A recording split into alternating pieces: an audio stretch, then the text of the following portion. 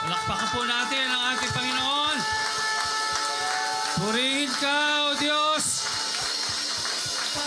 Purihin ka, O Diyos, sa aming kalangitan. Hallelujah! Hallelujah!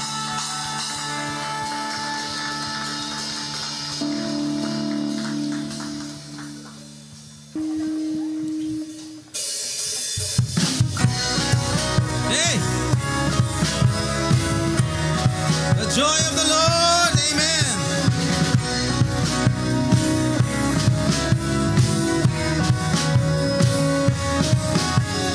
This is the day you made, so I will rejoice and be glad, rejoice and be glad in it, amen.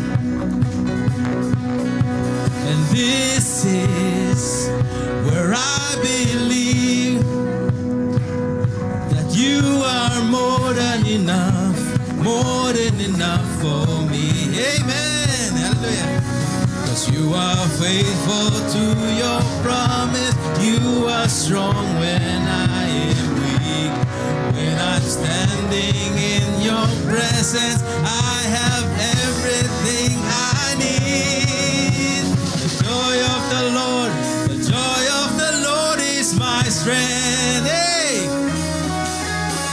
The joy of the Lord is my strength. Oh my soul, bless His name. All that is within me say, the joy of the Lord is my strength.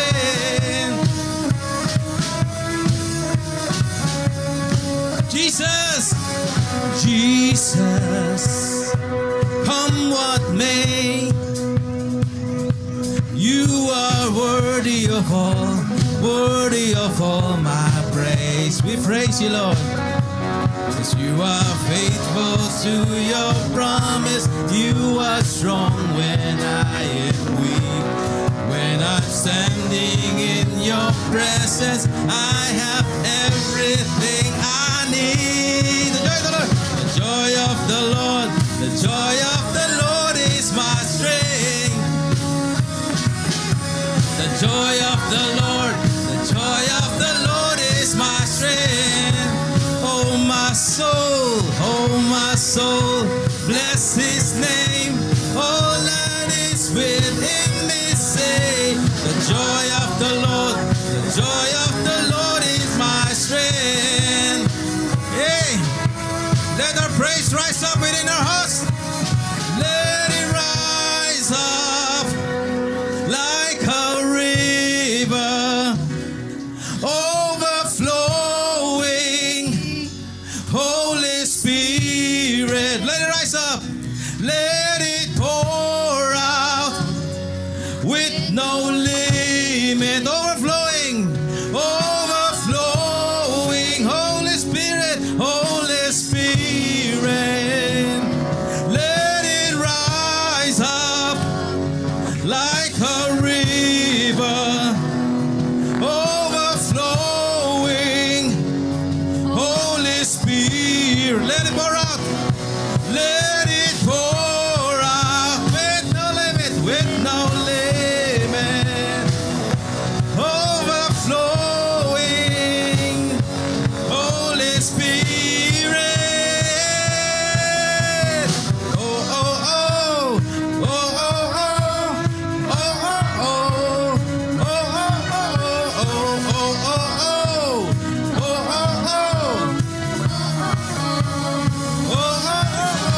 The joy of the Lord is my strength.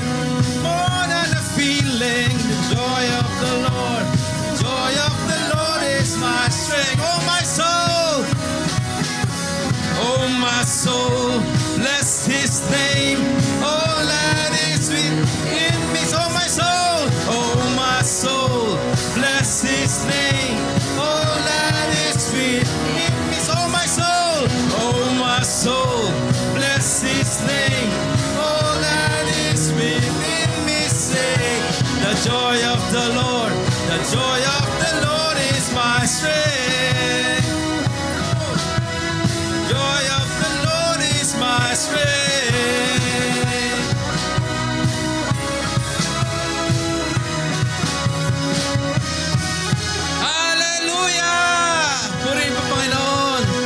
Hallelujah!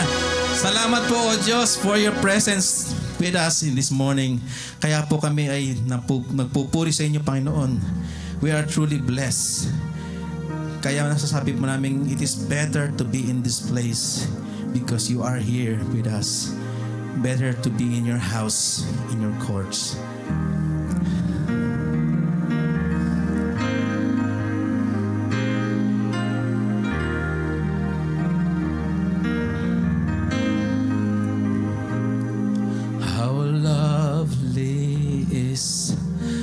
Dwelling place, O Lord Almighty,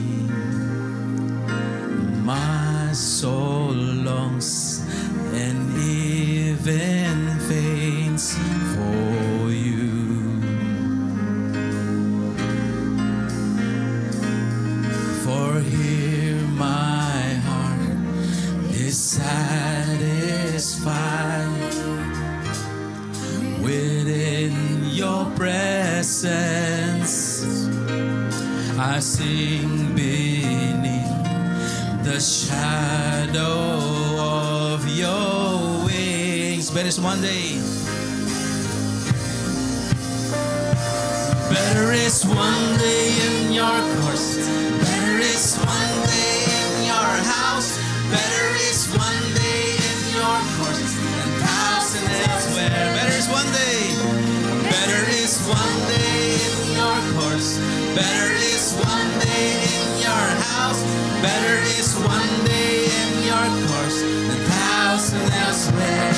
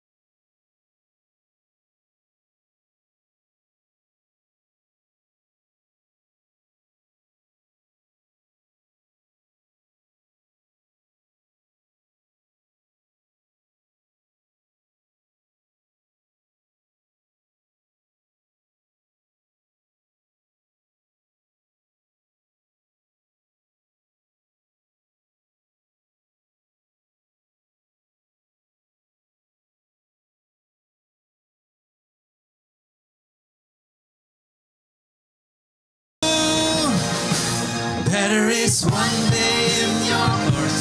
Better is one day in your house. Better is one day in your course. House and elsewhere. Better is one day in your course. Better is one day in your house. Better is one day in your course. And thousand elsewhere. Better is one day in your course. Better is one day in your house. Better is one day in your course than thousand elsewhere.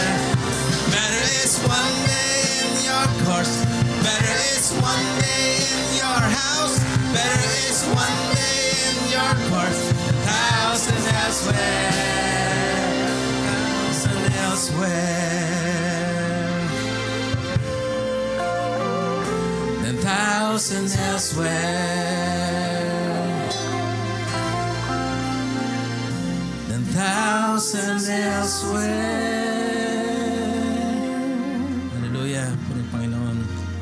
And in relation po sa ating tema for the year na equipping, we should be equipped to pray. Yun yung pangunahin. Kanina, binigyang pansin din yun. Binigyang din. Talagang equipping natin, dapat marunong tayo, matuto tayo sa ating paglapit sa ating Panginoon. Merong dalawang highlights last Sunday na gusto kong bigyang din ngayon bago tayo tumuloy dun sa ating pag-uusapan. Na bigyang pansin po doon yung marks nung fully converted to a Christianity. Pag ang isang tao daw ay totoong na-convert sa pagiging Christian, kasi mga Gentiles sila eh. Diba? Yung mga Gentiles, ano yan? Polytheistic. Maraming Diyos na sinasamba. Kasi nasakop ng mga, di ba, bago yung Roman Empire, yung mga Greeks muna yung nanakop. Di ba sa Greeks, kung aware kayo, yung mythology, ang daming mga Diyos na mga ipinakilala sa kanila. So, gano'n yung mga Gentiles, ang dami lang kinikilalang mga Diyos. So, sabi, na-convert sila sa pagiging Christians. At yung mga marka o tatak ng mga na-convert sa pagiging Christian, sabi doon, they turn to God from idols. So, iniwan nila yung mga idols, iniwan nila yung mga Diyos-Diyosan. Alam ko, in the 80s or in the 90s, ang daming balita tungkol dun sa mga iba na ginagawa pa nila eh. May mga binabasag na mga mga revolto, sinusunog na mga ano. Well, hindi naman na kailangan gawin yun. Basta iwanan nyo na lang. Just turn from to God from idols. Siguraduhin na hindi na yung sila yung pinaniniwalaan natin, hindi na yung wala nang epekto sa atin, yung mga Diyos-Diyosan na yan. Pangalawa, they serve the living gods. Naglilingkod na sila. Pag Christian, nagsiserve. Sikoy mga katabi mo, nagsiserve ka ba? Yan, no? And then, sabi, ang isa pa sa marka ng Christian, sabi, they wait for His Son from heaven. Kumbaga, naghihintay, nag-aabang sa pagbabalik ng Panginoong Jesus. Dahil yung pangako ng ating Panginoong Jesus, nung siya umakyat sa langit, sabi niya, babalik ako. At merong time na pinag-aralan po natin yung tungkol sa pagbabalik ng ating Panginoon. At hindi lang yung mark ng mga totoong na-convert sa Christianity, yung gustong bigyan pansin. Pangalawa, from message last Sunday, yung naging marka, yung naging tatak ng Thessalonian Church. Sabi ng verses 1 to 3 dun sa last Sunday, ang tatak ng mga ng Church at Thessalonica in chapter 1 verse 3 sabi, we continually remember before our God and Father your work produced by faith, your labor prompted by love, and your endurance inspired by hope. Yun daw yung marka, yun yung tatak ng Thessalonian Church. At ang prayer natin, maging tatak din natin. And I do hope na lahat ng mga local churches, meron din ganong kaisipan na ito yung magiging marka namin bilang local church. Merong work produced by faith, diba? Yung pananampalataya na nakikita sa kanilang paggawa. Hindi yung gawa na magliligtas sa kanila, ha? Kasi hindi yun tinuturo natin. Yung pananampalataya, yun sinasabi ni James. Sabi nga ni James, ipakita mo sa akin yung pananampalataya mo na hiwalay sa gawa mo. Papakita ako sa iyo yung pananampalataya ko sa pamamagitan ng ginagawa ko. So, work produced by faith, your labor prompted by love. Kasi di ba, nagsiserve, di ba? Pag nagsiserve, merong labor. At pagka merong labor, sabi, prompted by love dahil sa pagmamahal. Yung ministry, yung paglilingkod, dahil mahal mo si Lord. Hindi napipilitan ka, hindi para i-please yung ibang tao. Iba kasi pagka merong love yung ginagawa eh. Diba? Yung mga nagluluto. Sumasarap lalo pagka may love yung pagluluto mo, di ba? Kaya ang sarap nung ano yan? Ubi champurado na kinain namin nung nakaraan dahil with love yung So yan, work produced by faith, labor prompted by love, and merong verse dyan si Paul in Galatians 5:6, yung last part, ang sabi ni Paul, the only thing that counts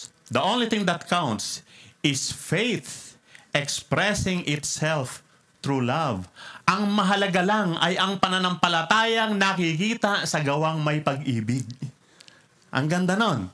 And finally, sabi, your endurance inspired by hope. Kaya tayo nagtitiyaga, nagpupunyagi, nagsisipag, nag-e-endure tayo because of our hope. Ano yung pag-asa na yun? Darating si Jesus. At pagdating ni Jesus, di ba, haharap tayo sa Kanya, isasama niya tayo, at pag humarap tayo sa Kanya, di ba, meron pang tinuturo yung Bible doon sa pagbibigay ng mga rewards, di ba? So, yung ating endurance inspired by hope. Last Sunday, binanggit din, meron daw 4 na purposes. Kaya sinulat tong letter to the Thessalonians.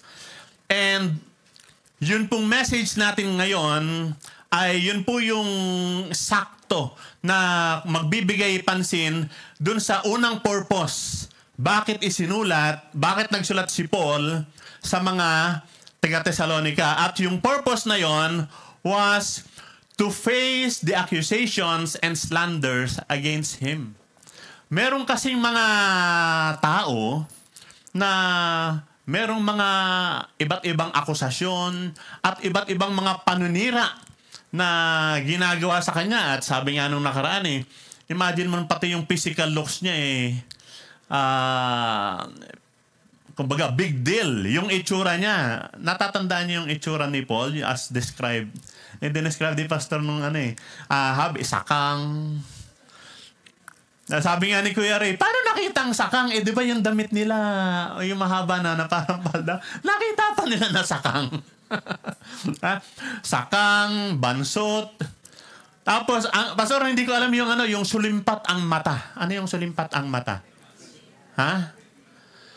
Malaki, balag. Ayan. Ayun, sulimpat ang mata. Panot.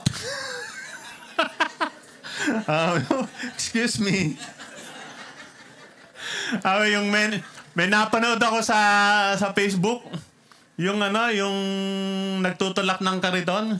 Sumisigaw siya, bakal bote. Yung dinadaanan niya, sama ng tingin sa kanya. Madaming peklat. In short, sabi, ang pangit daw ni Paul. No? Imagine pati yun, big deal sa mga accusations. At sabi nga, basta may gagawin si Lord, ginugulo ng diablo. And yun pong prinsipyo na yun, yung katotohanan na yun, hanggang ngayon totoo. Basta may gagawin si Lord, ginugulo ng diablo. Sabihin mo nga, basta may gagawin si Lord, ginugulo ng diablo.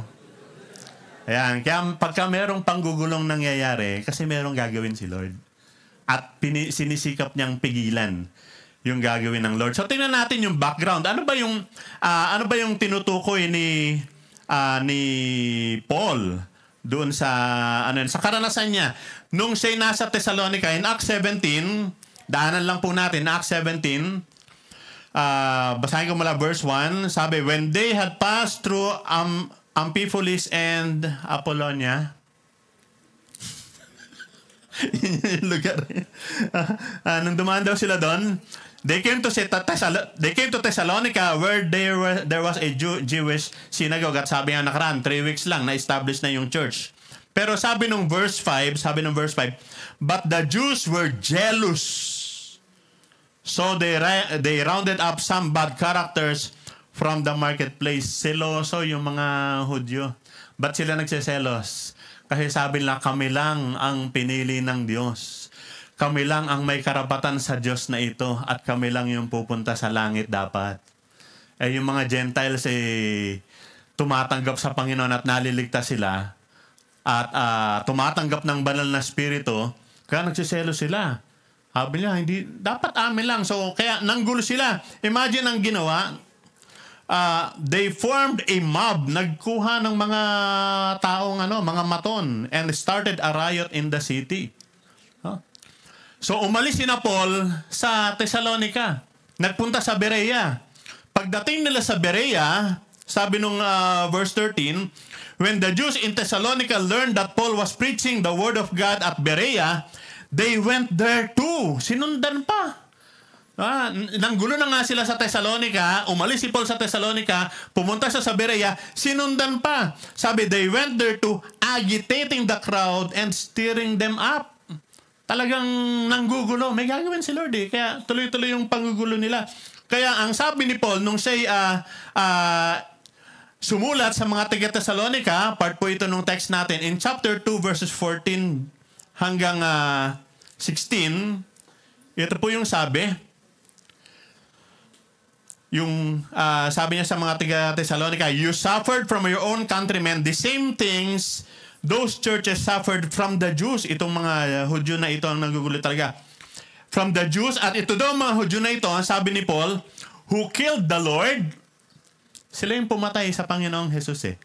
Of course, kasama sila. Yung mga Romans talaga, yung mga sundalo nung nagpako, pero kasama sila doon. Sila yung nagsisigaw na ipako sa krus, di ba? At itong mga Diyos na ito, hindi lang yung mga Diyos nung time na yon, kasi sabi, who killed the Lord Jesus and the prophets. Ibig sabihin, pati yung sa history nila, in the Old Testament pa lang, itong mga Hudyo na ito, pinagpapatay na nila pati mga prophets. And sabi ni Paul, and also drove us out. Yan din ang dahilan kaya umalis kami. Itong mga Hudyo na ito, wala talaga silang ginagawang maganda, kundi pigilin, kontrahin yung gustong gawin ng Diyos. At ang isang paraan na ginagawa nila para pigilin o kontrahin yung salita ng Diyos, ay ginagawa lang ngayon, sinisiraan nila si Paul. Sinisiraan nila si Pablo para ma-discourage yung church. So, just imagine the attack being thrown to the leaders of the church para masira yung church mismo. Ganon yung nangyayari. Pagkang hindi nila kayang sirain yung gawain mismo, yung leader titirahin nila. And ganon yung ginagawa ng diablo, ginagawa ng devil. Kaya malungkot minsan, pagka meron tayo narinig sa balita, merong mga church leaders, religious leaders, na biglang nahulog sa temptation, at madalas nasa sensationalize pa yung balita, malungkot po yun. At minsan, hindi man sila mahulog sa temptation, ginagawa ng mga iba't ibang mga issues. So, tingnan natin, ano ba yung ginagawang atake, accusation, and slanders kay Paul na sinagot niya sa mga taga-Thessalonica? Unang accusation, sabi ng mga Jews, failed naman yung mission nila eh. Hindi naman sila effective. Hindi sila ginagamit ng Diyos mightily. Failure yung ministry na ginawa nila. Ang sabi sa verses 1 and 2, sabi ni Paul sa mga taga-Thessalonians, you know, brothers, that our visit to you was not a failure. Hindi kami nabigo. In contrary, dun sa ipinagkakalat nila, kasi ang pinagkakalat nila, failure kayo. Hindi kayo effective. Kaya sabi nga, alam nyo, hindi man kami nag-fail talaga. Hindi kami nag-fail.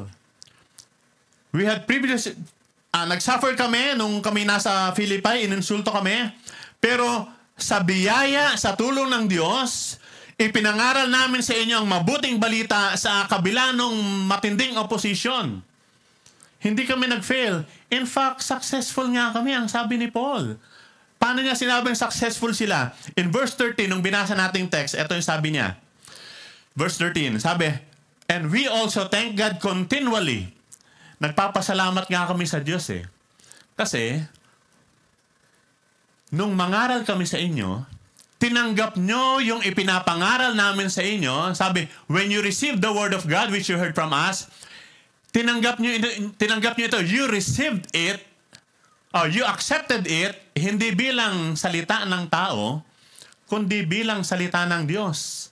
At hindi lang nila tinanggap yung salita ng Diyos, sabi, which is at work in you who believe. Mga kapatid, ang isang katunayan na tayo'y tumanggap ng mabuting balita ng Diyos, ng mabuting balita ng pagliligtas ng Diyos, at pagkatapos tinanggap natin yung kanyang mga salita na pinag-aaralan natin, nauunawaan natin, ay kapag yung salita na yun, ang sabi ni Paul dito, the word is at work in you who believe.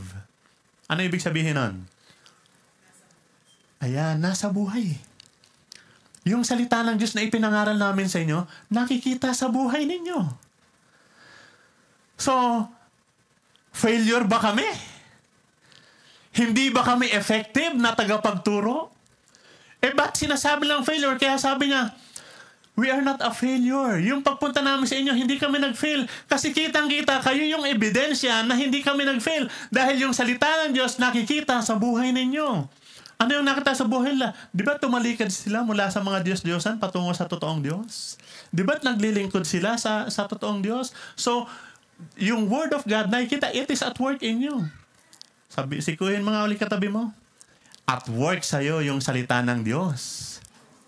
Ayan, declaration yan. Diba? At yun yung ating i-claim at gusto nating mangyari at work sa atin.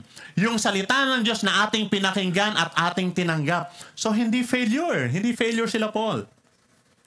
Second accusation sa kanila. Una, sabi, failure kayo, hindi kayo effective.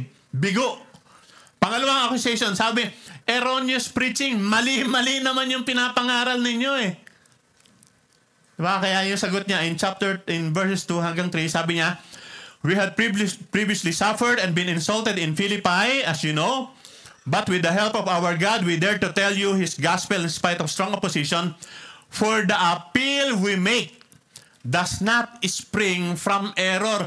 Yung ipinapangaral namin sa inyo, hindi ito nanggagaling sa error. In contrary, dun sa paninira lang, sinasabi lang, error yan, mali yung pinapangaral ni Paul. Sabi, hindi. Kaya nga, hinaharap ni Paul sinasagot niya yung mga accusations. Hindi error, hindi erroneous yung aming teaching. Paano magiging error yung aral ni Paul? Una, meron siyang direct and personal encounter with the Lord Jesus Christ. Diba? Sinong pwedeng magpasubali nung kanyang personal na karanasan sa Panginoong Jesus? Experience niya yun Siya mismo kinausap ni Jesus Christ. Siya mismo yung tinawag nung siya'y naglalakbay on the road to Damascus. Paano magiging mali yun? Meron siyang personal encounter with Jesus Christ. After ng personal encounter with Jesus Christ, nag-aral siya. Pinag-aralan niya itong pananampalatayang itinuturo ni Jesus na ipinapangaral ng mga disciples. In fact, he learned from a respected teacher, Gamaliel. And nung humarap siya dun sa mga disciples, yung tinatawag na Jerusalem Council in the book of Acts, his teachings were approved by the Jerusalem Council. Pumanig pa sa kanya kasi nga itong mga Hudyo nang guguli. Pumanig pa sa kanya. Nagsalita pa nga si James doon. Sabi niya, tama naman yung sinasabi ni Pablo So, paano magiging error? Paano magiging error yung kanyang tinuturo? Alam po niyo sa atin, yun din yung gusto natin. Ayaw natin ng erroneous teachings. Kaya nga maganda, natutuwa po tayo. Marami sa atin yung umaten ng ating growth class na ang pinag-uusapan natin, yung ating statement of faith. Ano yung pinaniniwalaan natin bilang mga taga-MCF? Natapos na tayo sa pag-aaral tungkol sa paniniwala natin sa Bible. Ngayon, pinag-aaralan natin yung paniniwala natin tungkol sa Diyos. Yung triune God, isang Diyos sa tatlong persona, tatlong katauhan. Hindi hindi manifestations or tatlong modes. Hindi po. Isang Diyos na mayroong tatlong persona. Pag-aaralan natin yung Ama, yung Anak, yung Espiritu Santo, at yung iba't iba pang mga aral na tinuturo ng Bible dahil ayaw natin na meron tayong erroneous teachings. At yun yung accusation kay Paul. Pero sabi niya, hindi. It did not spring from errors. At yung pangatlong accusation sa kanya, kaya ka lang naman nangangaral kaya ka nagtuturo Meron kang motibo Impure motives. Natatandaan ko po nung kami young people, young kabataan sa church. Ang isang madalas na marinig ko nung dun sa pastor namin, mga wrong motive. Mga wrong motive na kabataan. Maraming kabataan, ganun I'm not saying mga kabataan, wrong motive kayo. Pero maraming kabataan, ganun wrong motive. Yung papaalam sa magulang, punta po kami sa church, meron kaming fellowship, yung pala may kakatagpuin lang.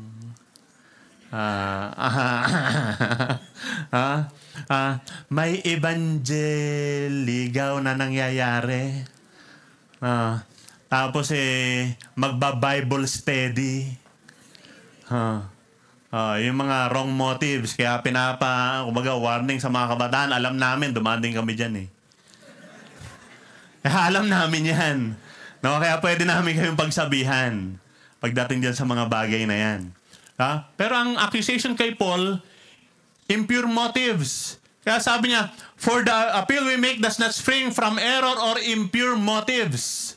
Kasi yun yung ina-accuse sa kanila Nor are we trying to trick you. Sabi, niloloko lang namin kayo. On the contrary, sabi ni Paul. On the contrary. We speak as men approved by God to be entrusted by the gospel.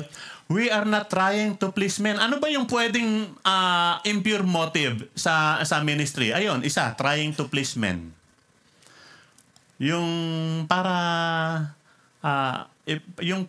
pagkang pleasing man, yung gustong tumanggap ng mga papuri, yung papalakpakan ka, makikita yung husay mo. Ito minsan pagkang yung nasa ministry, they're trying to prove something, trying to show, ganito ako, magaling ako, mahusay ako. Trying to prove something, to please men. Kaya, maingat tayo sa ganon. Or kung hindi man trying to please men, sabi niya, you know, we never use flattery, hindi kami nambola sa inyo. Kasi minsan yung mga nambobola eh. Kasi nga, they're trying to please men. Kaya, eto, yung isang sa amin, mga pastor, mga leaders, mga nangangaral, nagtuturo, minsan, yung iba, salamat sa Lord, wala nung dito sa atin. Yung iba, pagka merong halimbawa, lalot nagbibigay ng blessing, or hindi pinagsasabihan. Pagkang itong sasabihin ko makakasakit sa kanya, hindi ko lang sasabihin kasi I want to please that person kasi baka magalit, umalis, hindi na ako bigyan, umawala, hindi po. Wala tayong gano'n. Kung anong totoo, tuturo natin, sabihin natin, kung masaktan, sorry po. Pero yun ang totoo. Madalas sabi natin, the truth hurts. Hindi tayo gumagamit ng flattery, nor did we put on a mask to cover up greed. Ano yung greed? Yung kasakiman. Bakit? May pakinabang eh. Yun siguro yung sakit ng bayan natin ngayon. Buti pa nung panahon nila, may kasabihan, moderate your greed. Moderate ba yung greed? Nababawasan ba yun?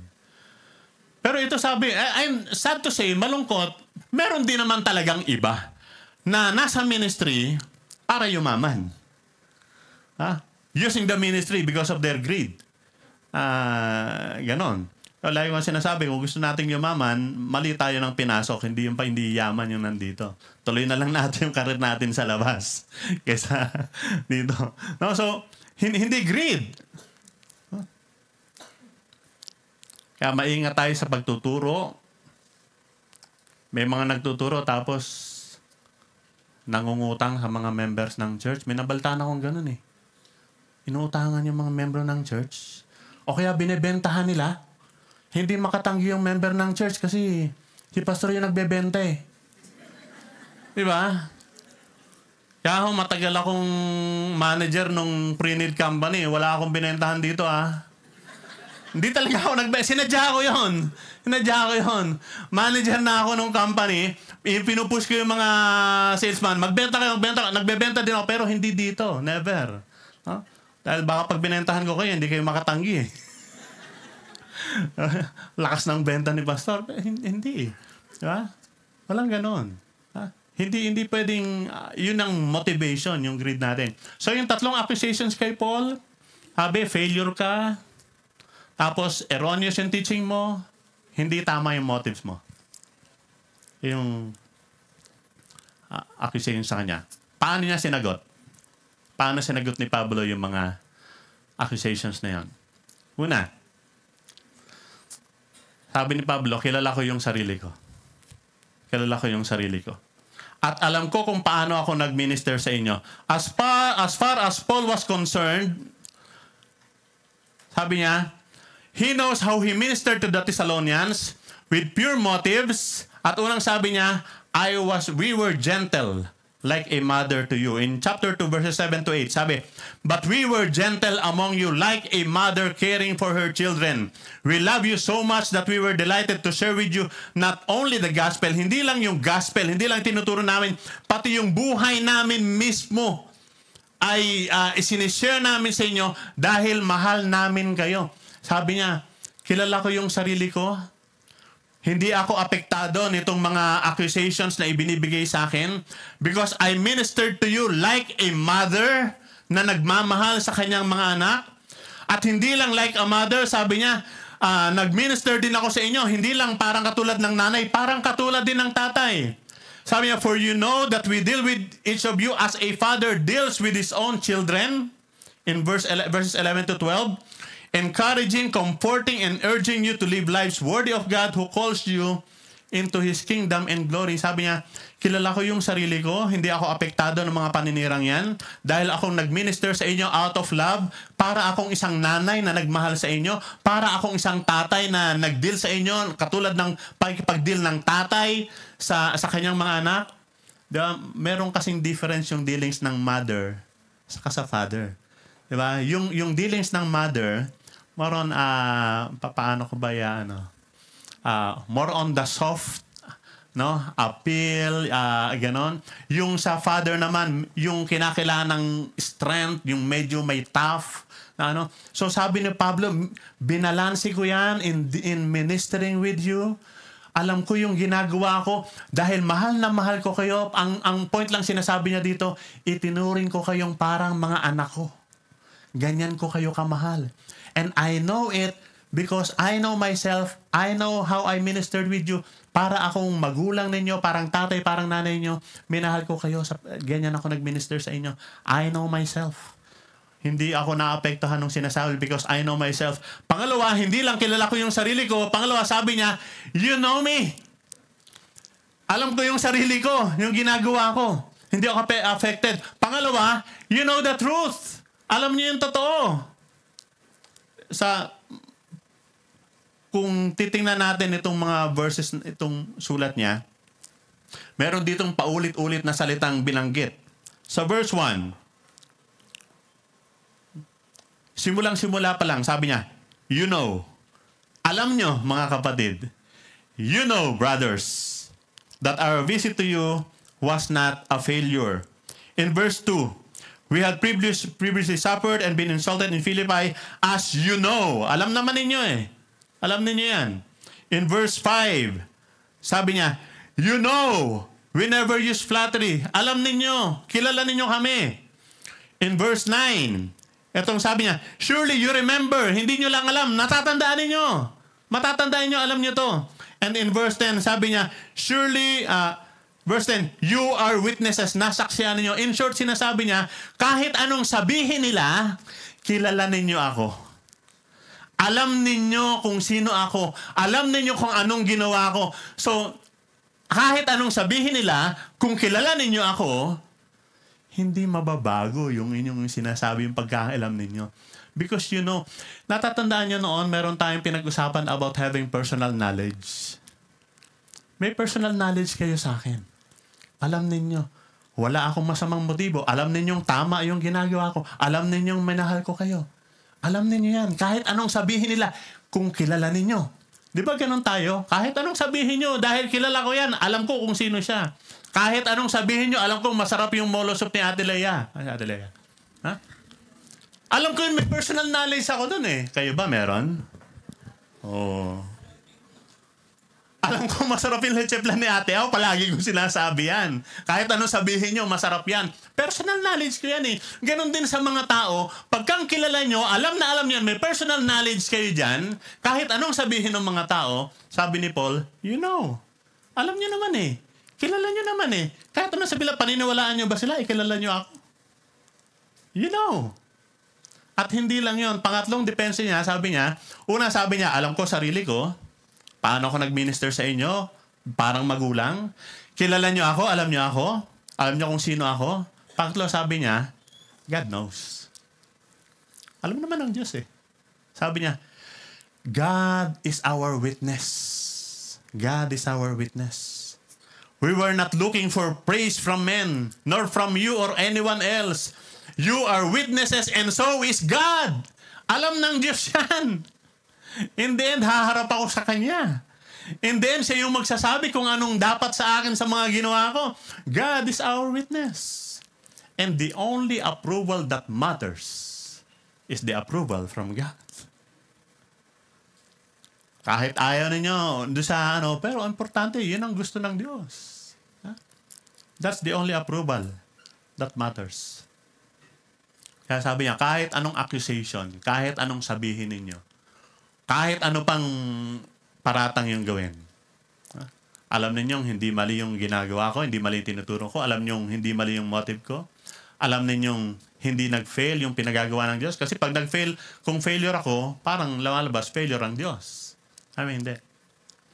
And ang depensa ko doon, sabi ni Paul, kilala ko ang sarili ko, alam kung paano akong nag-minister sa inyo.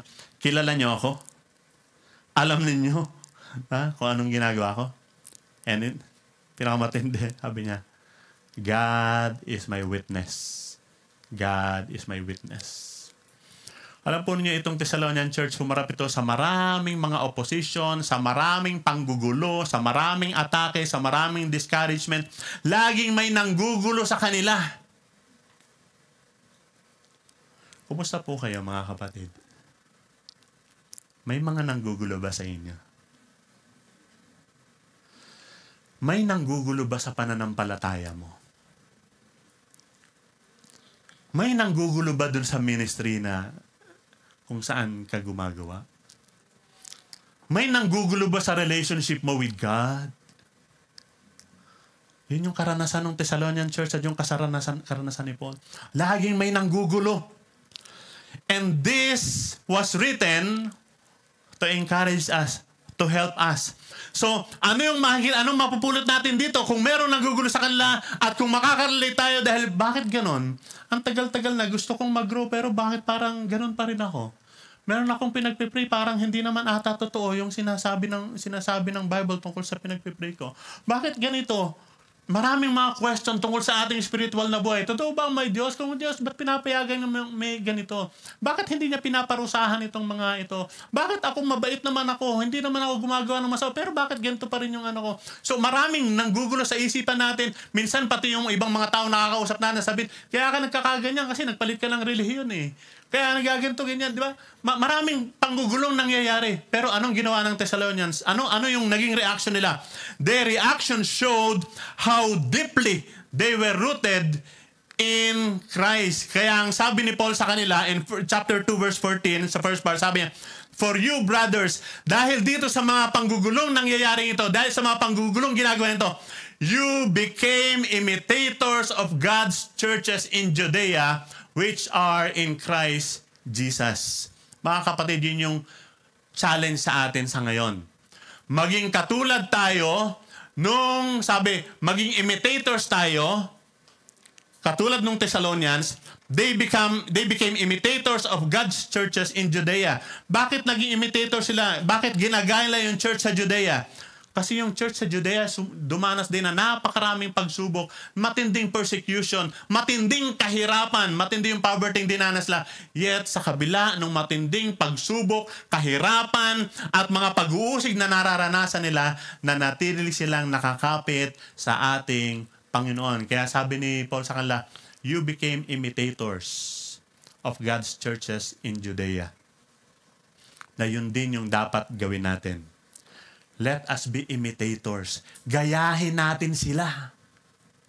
Gayahin natin sila. Gayahin natin itong Thessalonian church. Gayahin natin yung church sa Judea. Bakit sila? Sabi, yung church in Judea, which are in Christ Jesus, na kay Kristo sila. Pinaghaharian sila ni Kristo at sumusunod sila kay Kristo. Anong ginawa nila? Sabi, they became imitators of God's churches in Judea. Kaya nga, matatandaan nyo, ano yung naging tatak nila? Ano yung tatak nung Thessalonian church? They have work produced by faith. Yung pananampalataya, nakikita sa ginagawa nila. They have labor prompted by love. And they have endurance inspired by hope. Saan na nakuha yun?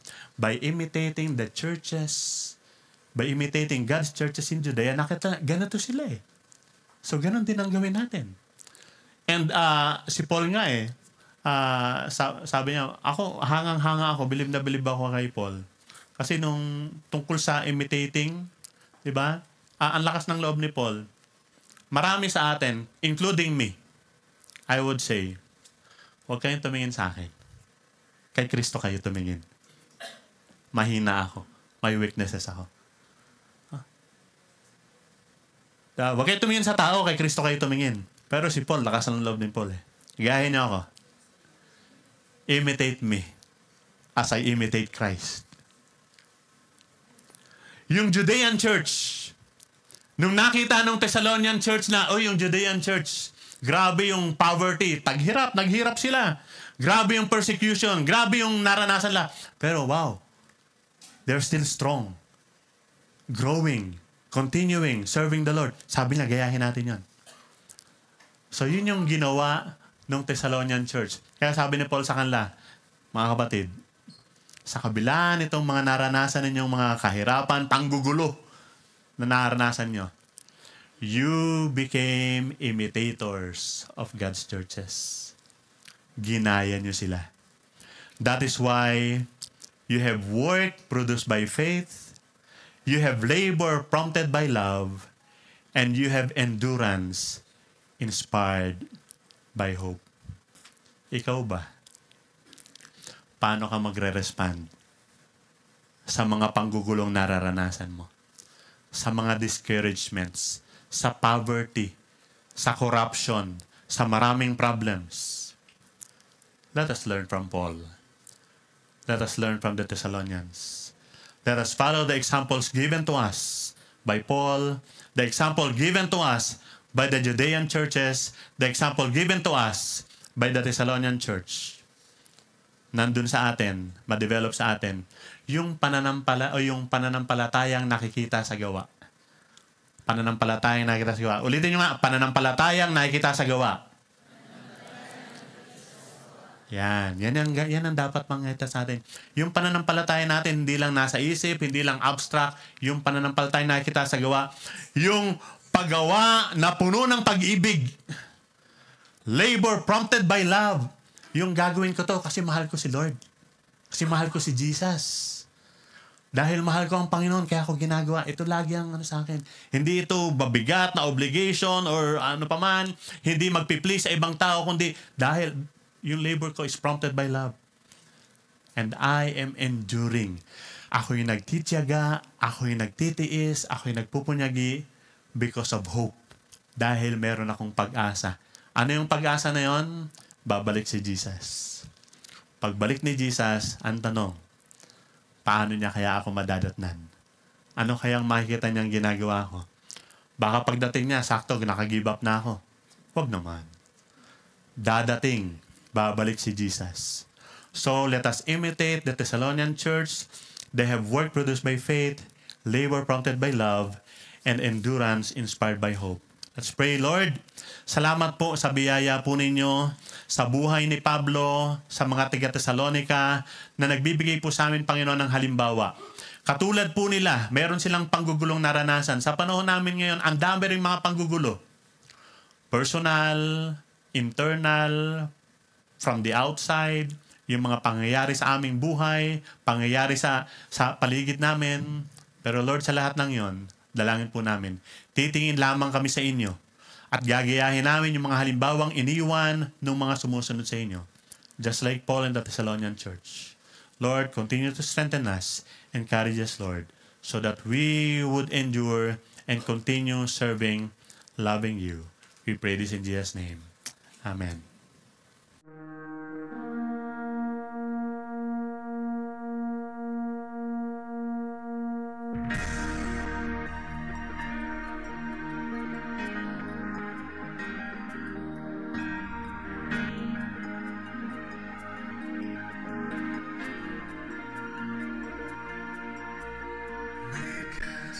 Your showcase an attraction for you. Then others may see who you really